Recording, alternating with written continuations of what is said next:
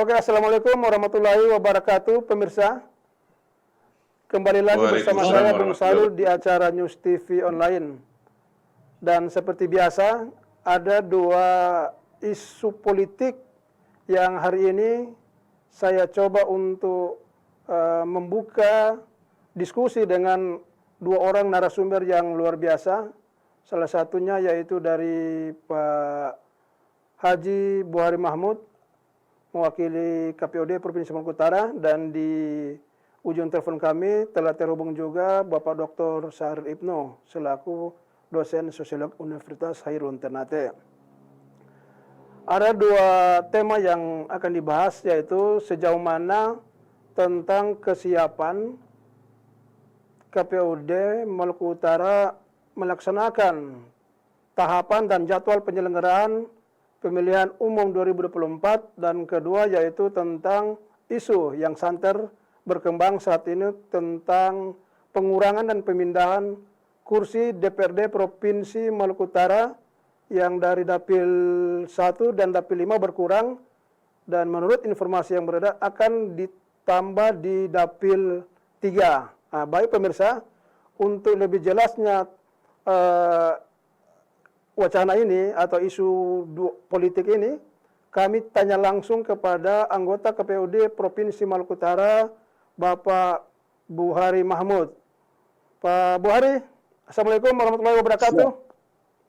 Waalaikumsalam warahmatullahi wabarakatuh. Iya, gimana Haji, sehat? Alhamdulillah sehat walafiat. Oke, Haji, langsung saja Suasana hari terakhir ya. Hari ini hari terakhir untuk penyerahan dukungan bakal calon anggota DPRD Republik Indonesia dari 14 provinsi seluruh 34 provinsi seluruh Indonesia hari ini. Batas akhirnya sampai dengan jam 23.59. Kurang 1 menit, jam 24. Sehat walafiat hari ini.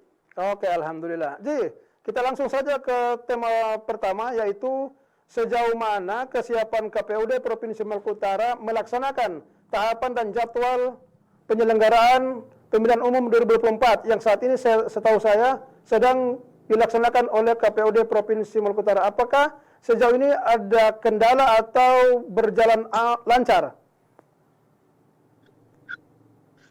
Ya, jadi KPU Provinsi Maluku Utara tentu sama secara hierarkis kan kita mengikuti jadwal yang tahapan yang sudah dikeluarkan dalam bentuk keputusan atau peraturan KPU nomor 3 tahun 2022 tentang tahapan program dan jadwal pelaksanaan pemilu tahun 2024. Nah, jadi itu secara normatifnya mengikuti keputusan itu.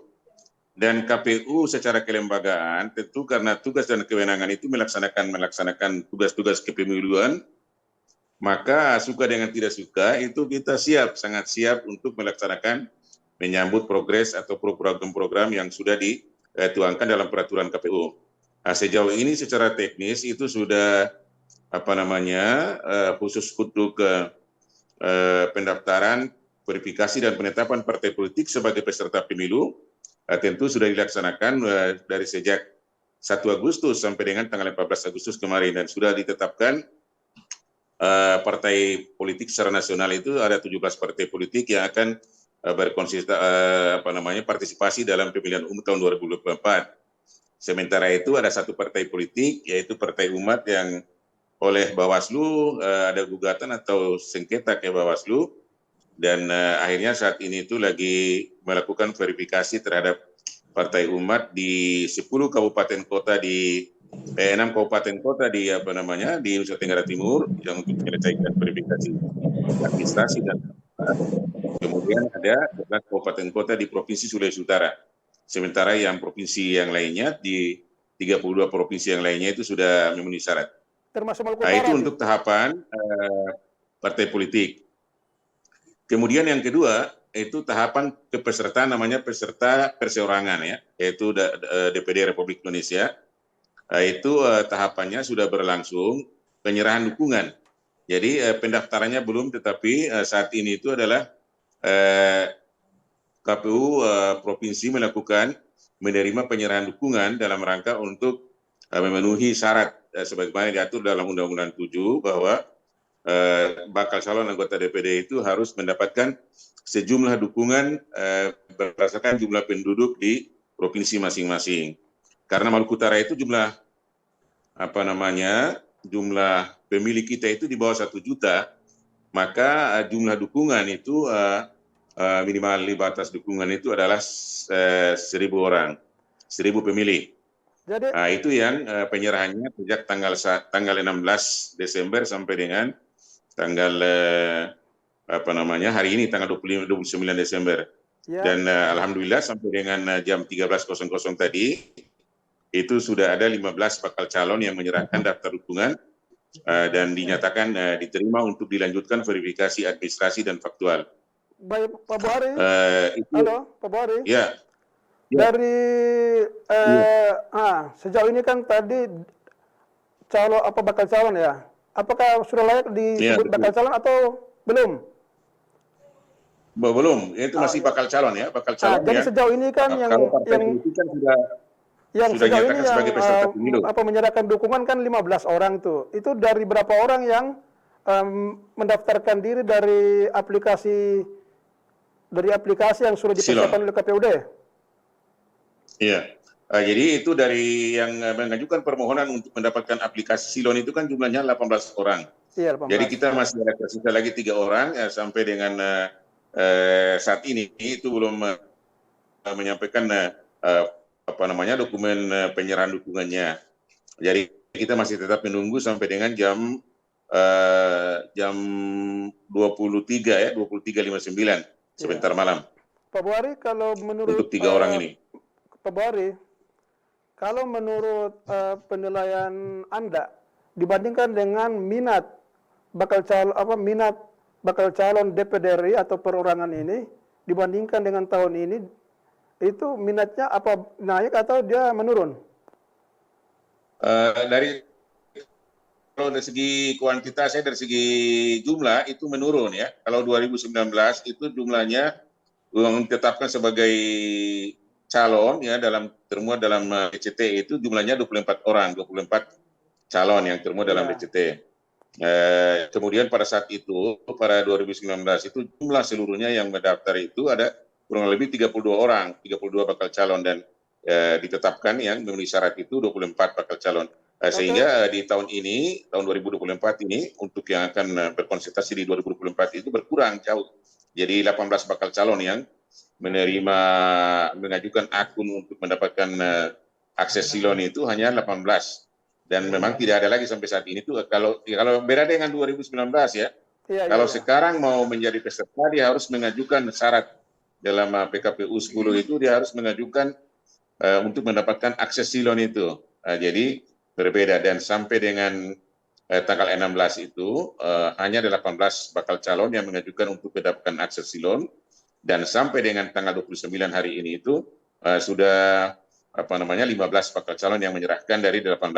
Oke, jadi Pak Buhari, perbedaannya dengan 2019 itu menurun.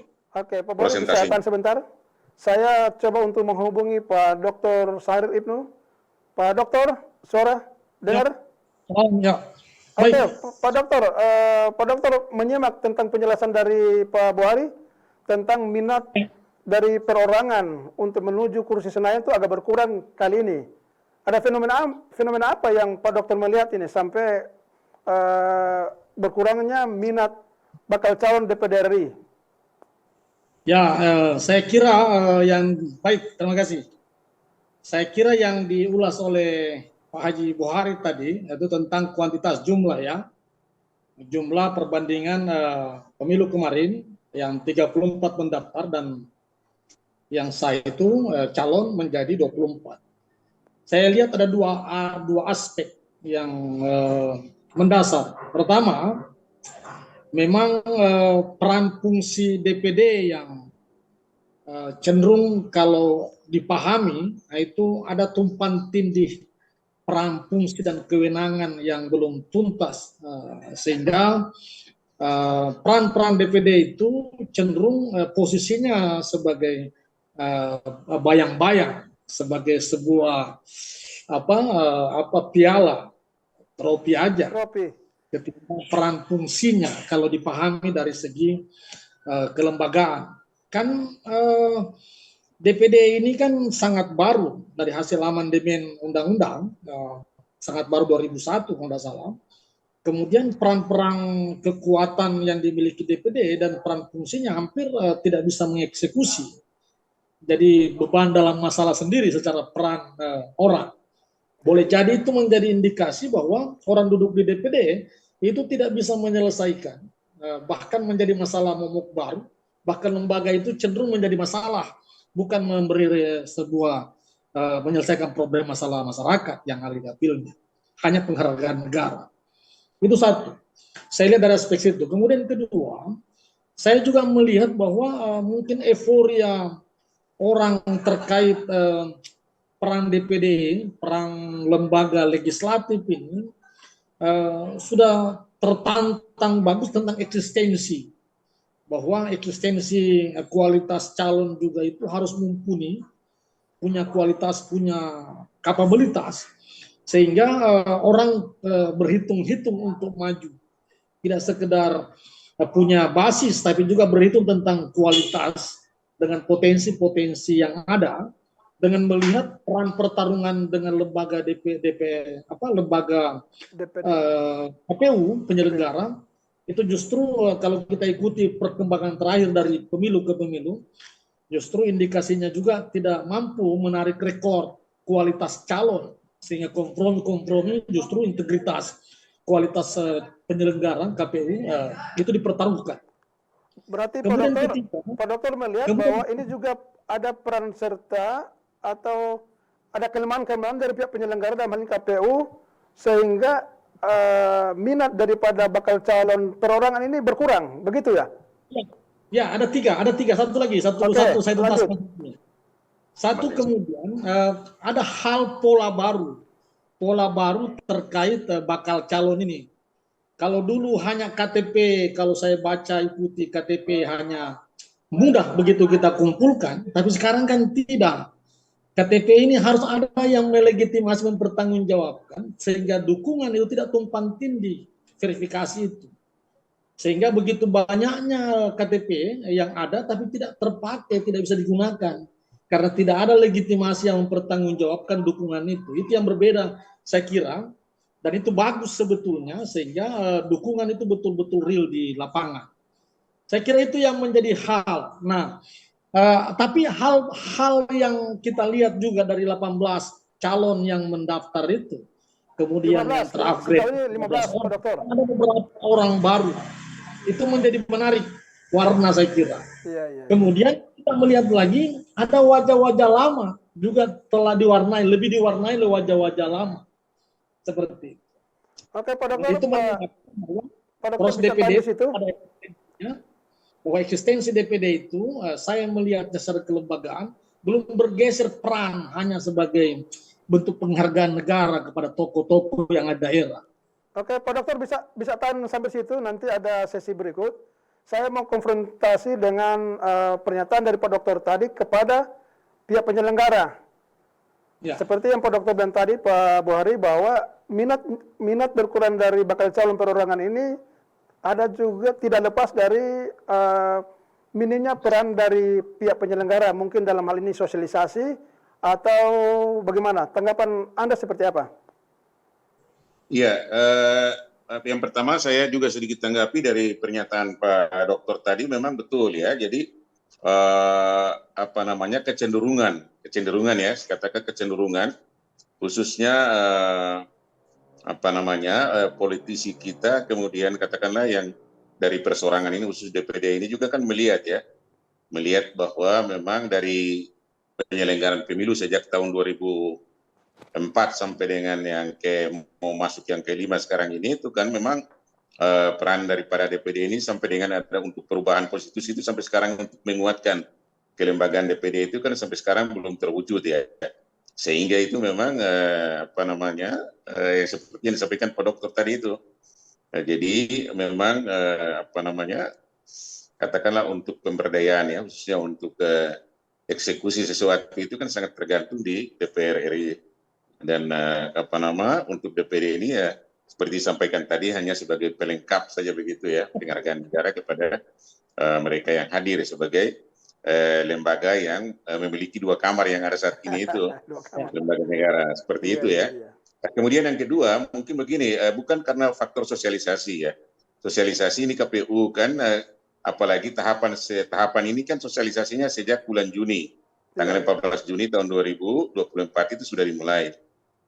Nah, kemudian pergeseran mengenai penggunaan IT sekarang ini kan, kalau di 2019 dan sebelum-sebelumnya itu kawan-kawan bakal calon menyampaikan dukungannya ini kan membawa sejumlah berkas yang sangat banyak sekali ya. Pertama adalah pernyataan dukungan daripada pemilih yang ada di lapangan, kemudian dibuktikan dengan bukti diri, itu diangkut dengan dalam bentuk box-box yang bawa ke sini. Iya, Tapi iya. sekarang ini kan yang datang itu hanya dua halaman saja kertas berupa rekapitulasi daripada dukungan dan permohonan untuk menyampaikan Berarti kali ini berarti kali ini agak praktis ya, Pak Buhari? Ya, Agak ya, praktis ya dalam pengurusan ya lebih administrasi. praktis. Jadi dia datang itu ya di bawah hanya 2 halaman saja karena dokumennya itu sudah masuk ke dalam silon semua. Kita tinggal pengecekan melalui silon itu kesesuaian saja dari segi jumlah dan sebaran itu. Itu yang lebih praktis ya. Ya, Jadi praktis. kalau misalnya bakal calon itu menguasai IT, kemudian atau dibantu dengan operator yang menguasai IT, ya memang kerjanya lebih mudah saat ini. Dan seluruh progres untuk tahapan-tahapan pemilu saat ini sekarang itu sudah dibantu dengan seluruh aplikasi-aplikasi yang dimodernisasi dengan menyesuaikan dengan kekinian yang ada saat ini. Kemudian yang kedua mungkin begini, jadi memang kita ke depan kita dorong ya kan, setidak-tidaknya itu kolaborasi antara, kan kita DPR kan hanya 3, kemudian DPD kan ada 4 ya, hanya mendapatkan alokasi kursi ya. Jadi di Senayan itu kan hanya 7 kursi, setidak-tidaknya berkolaborasi untuk kepentingan di daerah ini. Seperti itu ya, itu kita serahkan ke ke pemerintah, dan yang inilah kita sebagai penyelenggara tetap mendorong mereka-mereka yang akan terpilih ini, kan siapapun yang terpilih adalah putra-putra terbaik Maluku Utara ya. Kemudian saya bandingkan kemudian dari segi gender ya. Dari segi gender, kalau kita lihat ini kan di 2019 kemarin itu 2 orang ya, dari 24 yang ditetapkan dalam DCT itu 1 orang terpilih, dari perempuan itu 1 orang, kemudian laki-laki 3. Ya, ini Kemudian yang sekarang ini kita lihat di daftar sementara ya, itu yang dari 18 itu ada juga 2 orang perempuan ya, 2 orang perempuan yang 2 orang kedua-duanya sudah diterima juga berkasnya untuk dilanjutkan verifikasi yang akan datang.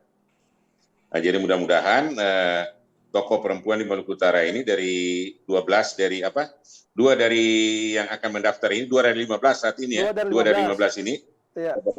Kita berharap ada yang mewakili Maluku Utara, itu juga bagus juga. Nah, demikian kita ingin sekali bahwa penyelenggara ini agar supaya memang kualitas daripada ibu-ibu atau perempuan di Maluku Utara juga bisa apalagi khususnya untuk apalagi DPR kan, kalau DPR kan kita sangat terwakili, dari 3 itu malah 2 perempuan, itu luar biasa. Iya, Dan demikian ya untuk kalau dibandingkan dengan untuk khusus DPD ya. Halo Pak Buhari, khusus Ya. gender ya, dibandingkan dengan pemilihan sebelumnya. Iya betul. Ya. Dibandingkan dengan pemilihan sebelumnya. Dua dari 24. 2 ya, dari 24 ya. Iya, kalau yang 2019 kan 2 ya, 2 dari 24 itu peserta yang berkompetisi di pemilu 2019 kan 1 terpilih kan? Iya, 1 terpilih. Almarhumah Ibu Suryati Armain. Iya. Betul. Oke, Pak Buhari. Kemudian ada satu lagi itu. Saya ke Pak Dokter. Halo, Pak Dokter. Ya. Iya, silakan. Halo, Pak Dokter.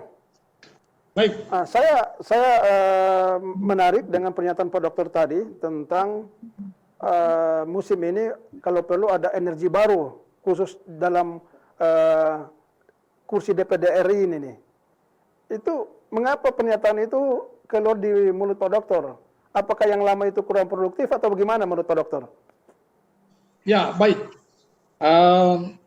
Kesan selama ini tentang DPD itu adalah penghargaan negara kepada tokoh-tokoh perwakilan daerah untuk menjadi simbol DPD. Saya kira itu selama ini ada. Iya. Maka gaung-gaung atau suara-suara bahasa kasarnya rongrongan tentang aspirasi, kepentingan, peluang harapan daerah itu butuh energi besar dan mampu tidak sekedar bermain sendiri, dia mampu berkolaborasi. Karena sistem-sistem yang tadi disampaikan bahwa dua kamar satu peran itu DPD dan DPR RI, tapi eksekutornya berada di DPR, maka cenderung harus ada kolaborasi Iya. bersama. Tapi Pak Karena Dokter, kewenangan DPD kan berbeda dengan DPR RI, Pak Dokter. bagaimana? Kewenangan DPD RI dengan DPR RI kan berbeda, Pak Dokter, sehingga ya bisa saya katakan bahwa kita tidak terlalu berlebihan menaruh harapan kepada tugas-tugas atau peran-peran DPD RI yang ada di Jakarta. Itu tadi, secara kan dia hanya sama dengan dia hanya sekedar peninjau, hanya partisipasi, menyuarakan. Nah, tapi tidak bisa mempunyai ruang eksekutor karena eksekutornya itu diambil oleh DPR RI. Sehingga secara kebijakan kita bisa bicara tentang psikologi sosial bahwa agak susah dia bermain, agak susah dia mewarnai payung-payung sebuah manuver ataupun gambaran menata perubahan daerah dikala ruang-ruang itu tidak terbuka. Maka permainan kolaborasi yang harus dimainkan agar bisa kompromi oleh DPR RI-nya sehingga kebijakan itu bisa digolkan. Itu. Nah, kalau ruang-ruang baru saya lihat adanya ruang-ruang baru generasi muda yang baru untuk menghibahkan dirinya, bahasa kasarnya, untuk maju dalam kancah nasional, itu kita harus mengapresiasi untuk sebuah dukungan besar sejauh mana dia bisa tampil dan mengawal perubahan-perubahan itu. Sehingga paling tidak selain payung undang-undang yang kita harapkan merubah aura daripada DPD RI, tetapi gonggong suara aspirasi generasi muda juga menjadi jawaban bahwa DPD itu bukanlah hanya sekedar trofi secara piala atau hadiah atau hiasan, tapi dia bisa mampu mengadakan konsolidasi dalam rangka menyambut aspirasi rakyat. Saya kira itu yang harus ditekankan. Kemudian kedua, ini bakal calon agak kompetitif begitu ya, Pak Dokter ya?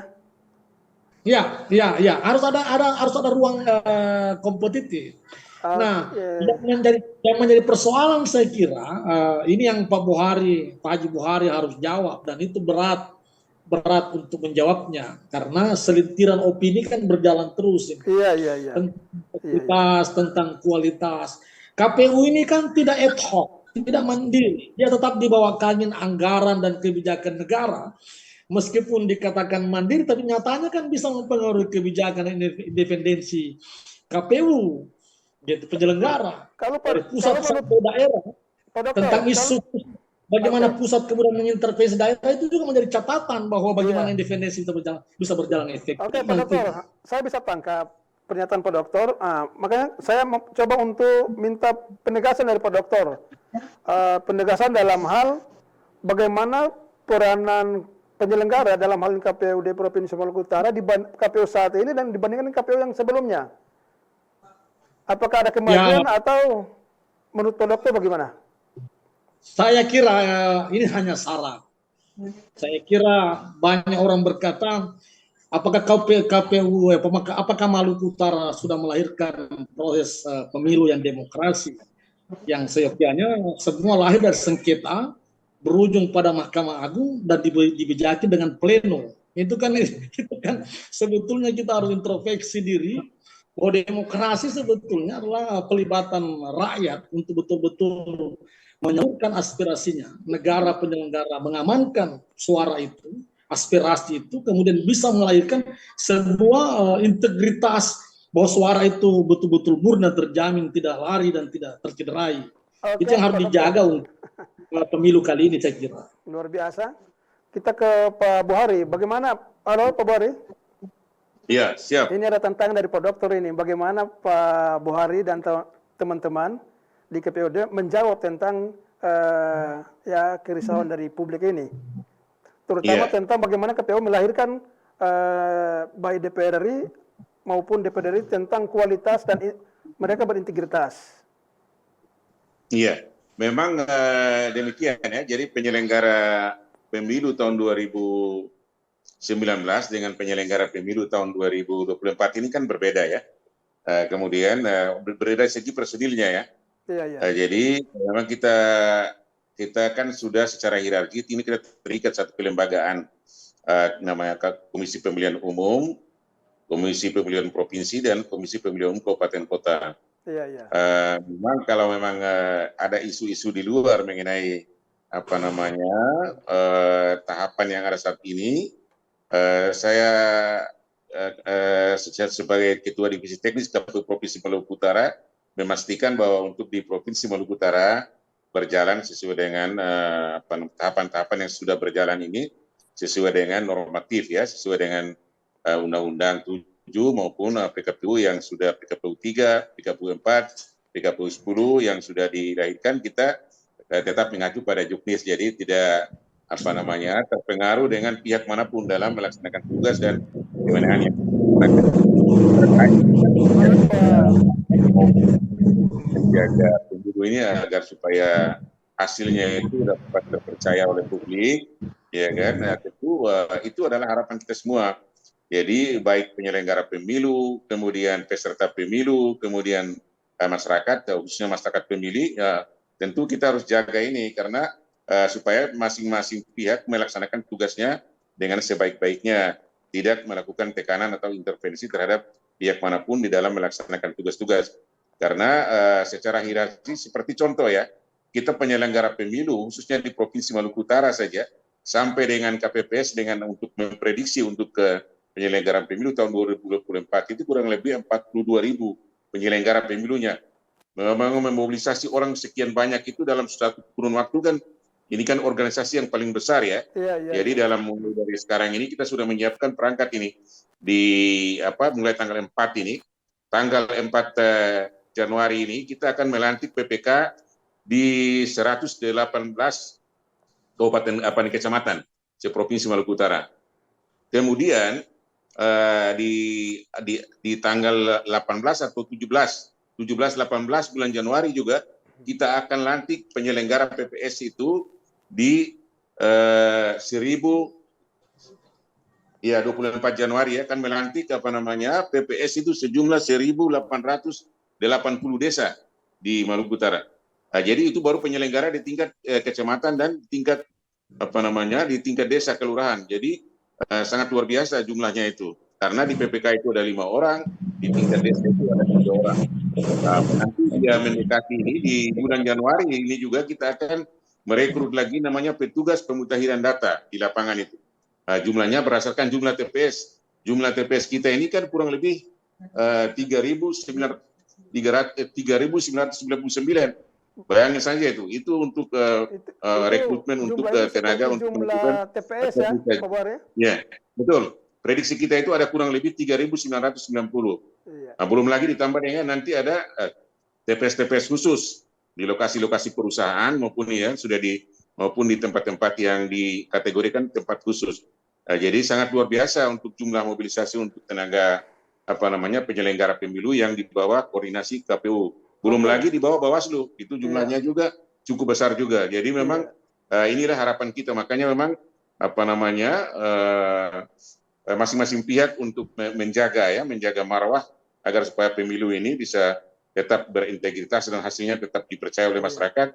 Marilah kita semua untuk menjaga ini dengan tidak saling melakukan tekanan atau intervensi dalam melaksanakan tugas masing-masing. Mungkin harapan kami seperti itu dan harapan kita semua seperti itu. Oke, baik Pak Buari, berarti sesi pertama Anda menyatakan atau menyebutkan kepada publik sejauh ini KPUD insya Allah optimis untuk melakukan atau menyelenggarakan pemilu 2024 secara demokratis, begitu ya? Ya. Oke, baik pemirsa. Demikian pernyataan dari Pak Buari, salah satu anggota KPU di Provinsi Maluku Utara tentang tema sejauh mana atau kesiapan mereka untuk menghadapi atau menyelenggarakan pemilu 2024. Baik pemirsa, kita ke tema berikut yaitu tentang pengurangan kursi dan pemindahan kursi DPRD provinsi ke dapil lain, Pak Buhari. Ini sangat menarik ini. Ini isu hangat dan bukan hanya sekedar materi atau narasi diskusi yang lagi santer di ruang-ruang diskusi, tapi ini merupakan sebuah kegalauan baik di kalangan politis maupun dari tim-tim sukses. Nah, ini menarik nih. Apakah wacana atau isu tentang pengurangan kursi DPRD provinsi yang ada di dapil 1 dan dapil 5 konon akan berpindah atau akan ditambahkan di dapil 3 ya? Apakah itu sebuah wacana atau sudah finalisasi dari pihak penyelenggara, Pak Buhari? Jadi baik, makasih. Jadi begini, intinya pertama bahwa di dalam Undang-Undang 7, ya kan, kemudian di dalam Perpu ya nomor 1 tahun 2022 itu, bahwa memang itu untuk daerah pemilihan untuk DPR RI dan DPRD provinsi itu kan dia melekat di lampiran 4 dan lampiran 3 dan 4. Akan tetapi ya saya katakan lagi tetapi kemarin pada minggu lagi di awal bulan Desember itu ada putusan Mahkamah Konstitusi nomor 80 yang menyatakan bahwa lampiran 4 dan lampiran 3 dan 4 Undang-Undang 7 itu tidak mempunyai kekuatan hukum dan bertentangan dengan Undang-Undang Dasar 45. Sehingga itu memang harus dimuat di dalam peraturan KPU, ya kan? Peraturan KPU tentang daerah pemilihan untuk DPR, DPR RI, kemudian DPR provinsi dan DPRD kabupaten kota. Nah, kewenangan yang diberikan terdahulu di dalam Undang-Undang 7 itu kan hanya pemetaan daerah pemilihan untuk DPRD kabupaten kota yang diatur atau diputuskan oleh KPU Republik Indonesia. Ya. Dengan putusan Mahkamah Konstitusi ini tentu merubah situasi khususnya untuk dapil DPR RI dan DPRD provinsi ya. Sampai sejauh ini kami di tingkat provinsi di seluruh Indonesia itu harus menunggu apakah ada perubahan PKPU terhadap PKPU 6 ya tahun 2022 tentang penataan daerah pemilihan untuk kabupaten kota. Kemudian diatur dengan Juknis ya, keputusan KPU nomor 457 itu tentang jumlah penduduk dan alokasi kursi DPRD kabupaten kota. Tentu kita lihat di situ, di keputusan mengenai 457 itu tetap adanya jumlah penduduk. Jumlah penduduk di Provinsi Maluku Utara itu kan tersebar di kabupaten kota ya. Iya. Karena kabupaten kota tentu kita lihat jumlahnya, karena jumlah penduduk di Maluku Utara itu di keputusan 457 itu kurang lebih 1.336. Artinya bahwa alokasi kursi untuk DPRD Maluku Utara itu tetap ya, karena sampai dengan 1 juta, lebih dari 1 juta sampai dengan 3 juta, maka alokasi kursinya itu ya tetap 45, jadi tidak berubah alokasi kursinya ya. Kemudian tentang dapil ini nanti kita kita lihat peraturan KPU-nya sejauh mana apakah memungkinkan atau mendelegasikan kepada KPU provinsi untuk melakukan penataan kembali. Kalau memang itu adalah harus dilakukan penataan kembali, ya kita lihat jumlah penduduk. Karena kalau dapil itu kan teorinya itu kan adalah jumlah penduduk dan wilayah pemerintahan. Karena itu memang kalau kita melihat di sini kan di undang-undang itu sebutannya itu adalah dapil itu daerah pemilihan adalah kabupaten kota untuk 3 provinsi ya, kabupaten kota atau gabungan kabupaten kota. Kalau dari aspek dapil ini kan memang ada prinsip-prinsip ya pengelolaannya itu. Maka kalau kita lihat itu nanti berarti Pak Buhari, halo Pak Buhari, berarti wacana pemindahan kursi ini dari dapil lain ke dapil tertentu itu hampir dipastikan begitu ya? Kita lihat nanti, kalau kita lihat nanti di bulan Januari ini akan ada keputusan KPU Republik Indonesia tentang perubahan PKPU 6 tahun 2022 ya, tentang penataan daerah pemilihan. Tentu harus ada penataan daerah pemilihan untuk DPR RI dan DPR provinsi kan, satu kesatuan kan. Kalau itu dimuat dalam peraturan KPU, tentu nanti kita lihat perintahnya, apakah dilakukan penataan ulang atau hanya isinya itu adalah lampiran 3 dan 4 itu dipindahkan dalam peraturan KPU. Jadi saya sebagai penyelenggara di tingkat provinsi Maluku Utara tentu belum bisa berandai-andai ya. Tapi kita sudah exercise secara internal itu kita sudah exercise ya kan. Berdasarkan jumlah penduduk, jadi tidak mengira-ngira ya. Jadi ini bukan kali-kali binongko, tapi ini hanya berdasarkan jumlah penduduk yang sudah diatur di dalam keputusan KPU 457 jumlah penduduknya. Nah, jadi tentu yang semua orang bisa hitung karena ini secara matematis kan jumlah Betul. penduduk itu. Jadi tidak bisa menambah dan mengurangi, tetapi itu dasarnya adalah secara matematis formulanya sudah diatur seperti itu. Oke. Berarti Bang Sawal. penambahan dan pengurangan itu akan disesuaikan dengan jumlah penduduk di masing-masing daerah begitu, Pak Buhari? Betul, berdasarkan dapil. Iya, ini kan ada Kalau formulanya namanya ada bilangan pembagi pemilihan. iya, angka Ya bilangan kan? pembagi pemilih itu.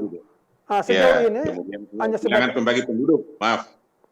Ya, jadi iya, nanti dari bilangan pembagi penduduk itu Angka dari bilangan penduduk. jumlah penduduk dalam dapil itu dibagi dengan bilangan pembagi tadi, hasil bilangan pembagi itu.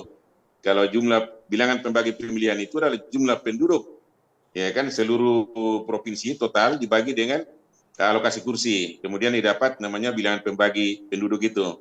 Oke, Pak Buhari. Itu namanya kuota kursi ya, alokasi Iya. kursinya, kuotanya.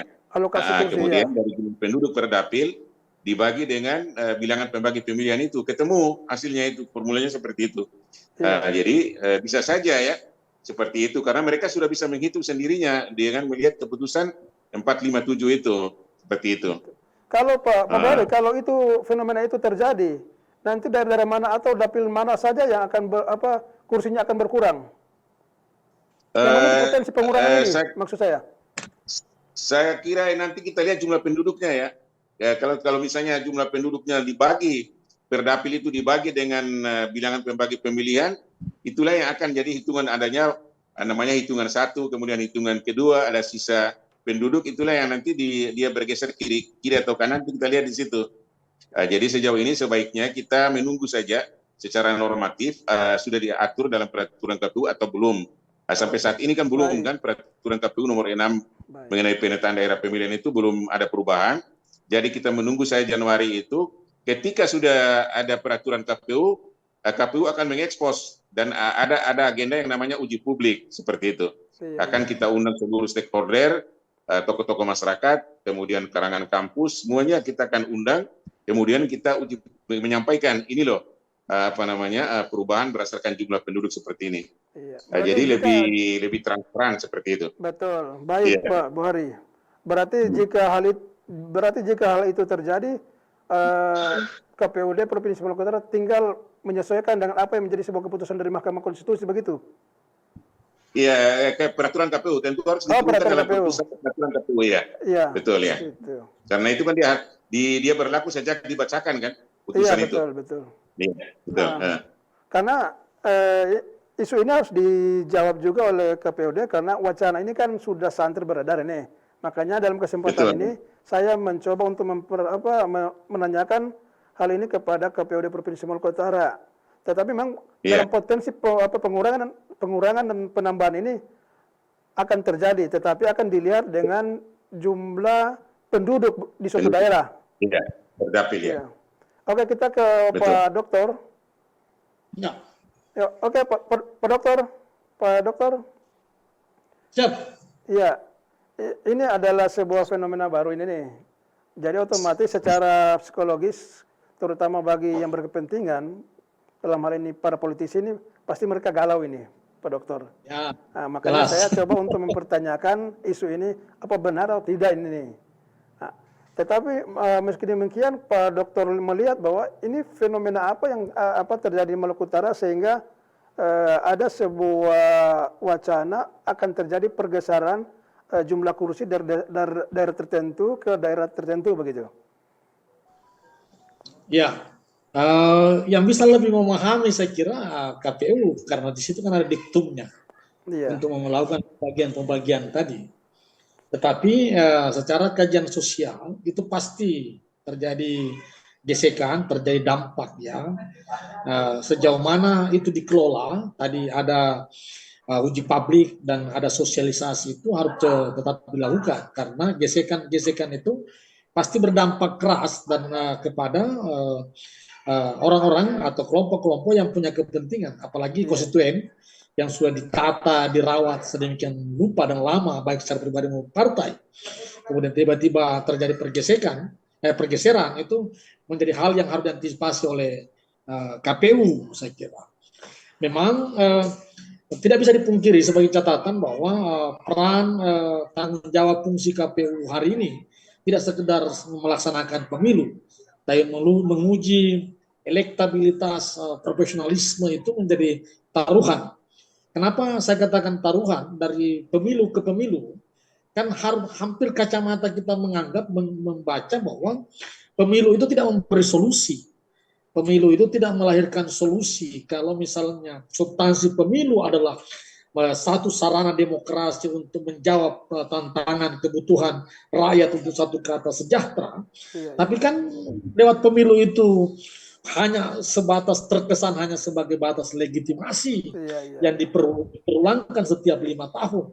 Apalagi kalau ada ruang-ruang esensi kecurangan-kecurangan yang menjadi hiruk-pikuk yang tetap dibicarakan di lingkaran penyelenggara, saya kira. Dan itu tanggung jawabnya kembali kepada penyelenggara untuk transparan, membuktikan, dan mengedukasi sosialisasi sehingga itu bisa dipahamkan kepada masyarakat tentunya dalam menata demokrasi dan kedaulatan itu. itu luar biasa, itu baik pemirsa. Itulah penjelasan dari dua narasumber kita hari ini. Saya coba untuk menggali lebih jauh tentang politik yang ada di Provinsi Maluku Utara. Karena kita tahu sendiri bahwa Provinsi Maluku Utara ini dikategorikan sebagai daerah yang memiliki potensi tingkat kerawanan tinggi. Begitu Pak Dokter ya? Ini. Betul. Untuk meminimalisir tingkat kerawanan ini, menurut Pak Dokter, kira-kira apa yang harus dilakukan oleh pihak penyelenggara dalam hal ini KPUD Provinsi Maluku Utara?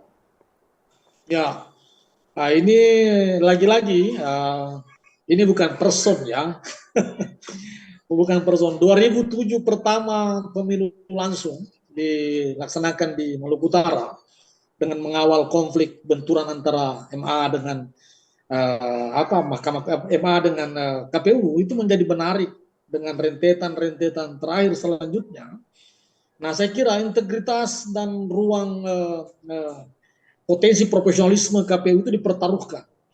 Nah, edukasi ini saya kira memang harus dilakukan secara transparan, terbuka, nurani KPU, penyelenggara KPU betul-betul harus bisa dirawat, dijaga agar demokrasi dan kedaulatan rakyat itu bisa berjalan. Paling tidak, apa yang menjadi harapan kita dengan melihat Maluku Utara yang sekitar 20 sekian tahun itu, apakah bisa keluar dari kungkungan keterbelakangan yang kita lihat, keterpurukan yang belum mampu keluar dari edukasi, perubahan sosial, maupun meskipun data-data di lapangan potensi sumber daya alam yang begitu besar, tapi kita disuplai dengan sebuah informasi dan sebuah data bahwa kita adalah daerah yang terbahagia, kemudian kita adalah potensi daerah yang punya kekayaan yang lebih beberapa negara dengan 27%, ternyata itu adalah potensi tambang yang bukan ini mati oleh rakyat, dan kita saksikan potensi rakyat dengan segala kemiskinan dan potensi konflik sosial yang begitu banyak, maka banyak harapan yang kita inginkan bahwa regulasi sebuah perputaran perubahan lewat demokrasi 2024 itu adalah harapan baru bagi kita, bukan sekedar penyelenggara tapi rakyat Maluku Utara bisa membangun kesadarannya untuk keluar Maluku Utara menjadi lebih baik dari sekarang. Luar biasa. Baik Pak Dokter, mengakhiri dialog kita hari ini, saya memberikan kesempatan kepada Pak Bohari untuk menjawab tentang kekhawatiran dan kerisauan publik yang diwakili oleh Pak Dr. Ibnu. Bagaimana KPUD Provinsi Maluku Utara menjawab agar penyelenggaraan pemilu 2024 akan berlangsung sesuai yang diharapkan. Silakan Pak Bohari.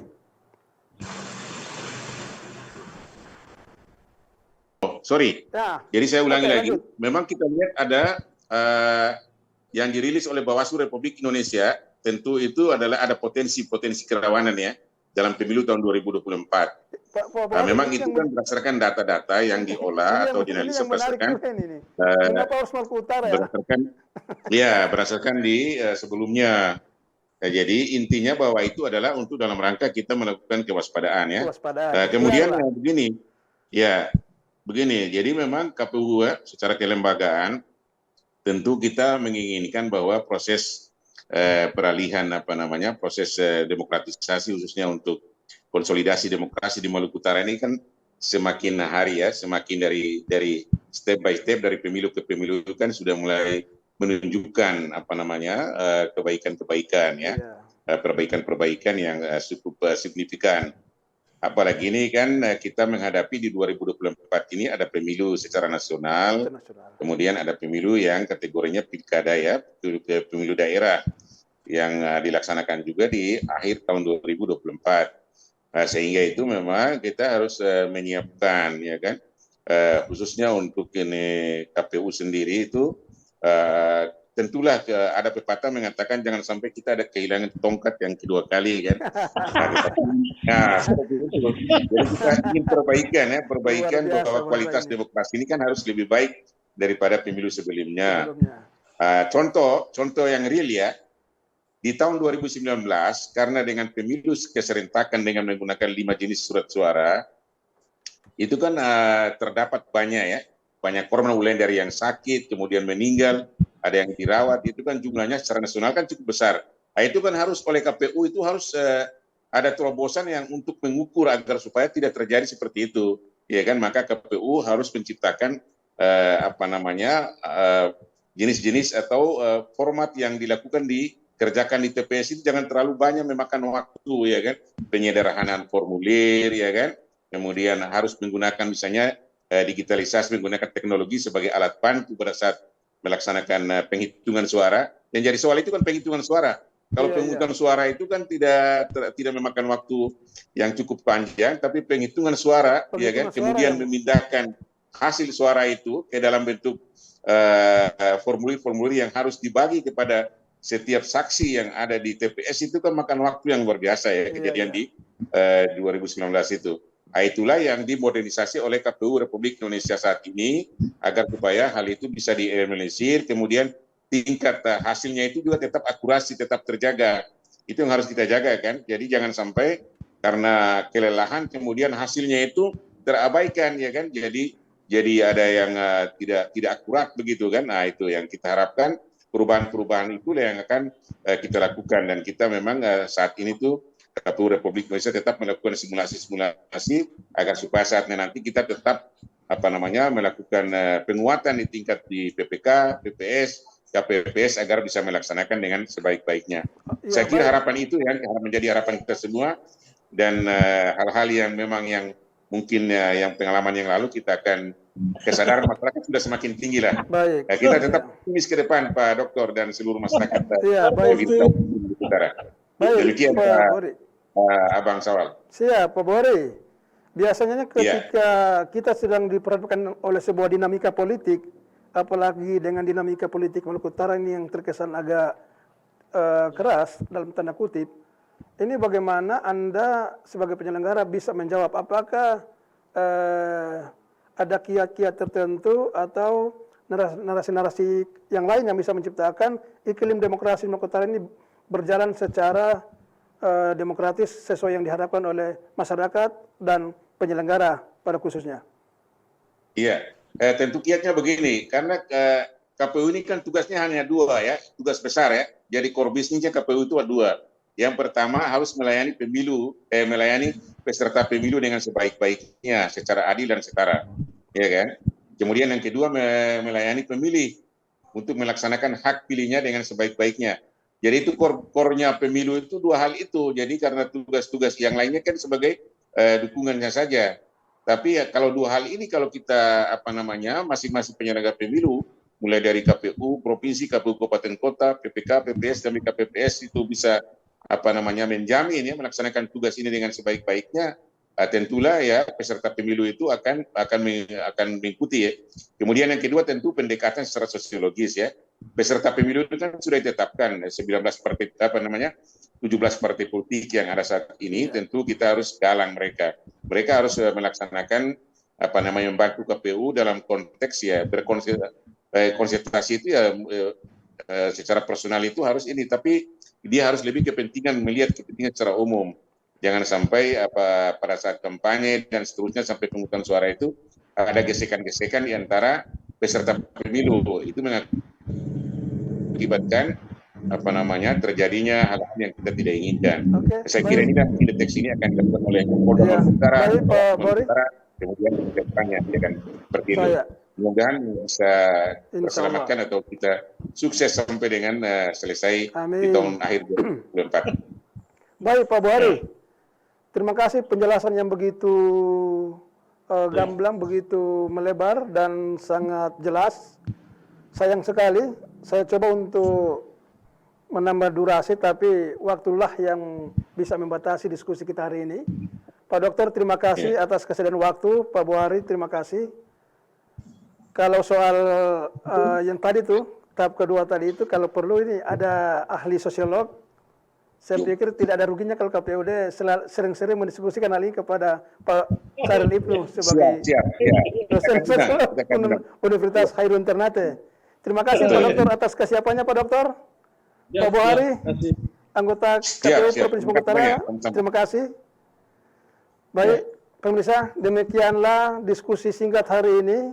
Semoga apa yang menjadi perbincangan sore hari ini dapat bermakna pada dinamika politik kita hari ini. Assalamualaikum warahmatullahi wabarakatuh.